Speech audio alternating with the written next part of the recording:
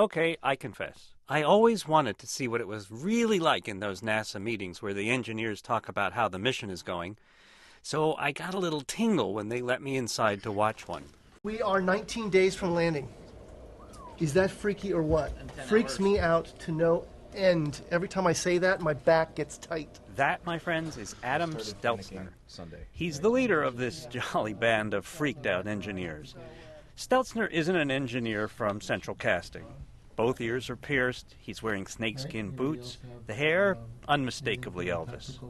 When he was a kid in the Bay Area, flower power was blossoming and Americans were landing on the moon. But for Stelzner, a career in space exploration wasn't on the agenda. He told me he struggled at school. An elementary school principal told him he wasn't very bright. His high school experience seemed to confirm that.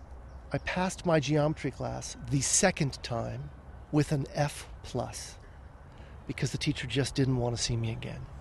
His father told him he'd never amount to anything but a ditch digger. He still remembers that remark. School just wasn't a priority. He was focused on getting his social education. After high school, the plan was to be a rock star.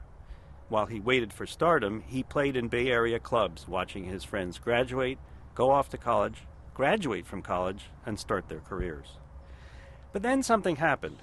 As Adam tells it, he was on his way home from playing music at a club one night when he became fascinated with the stars, especially the constellation of Orion. The fact that it was in a different place in the sky at night when I returned home from playing a gig than it had been when I'd driven out to the gig.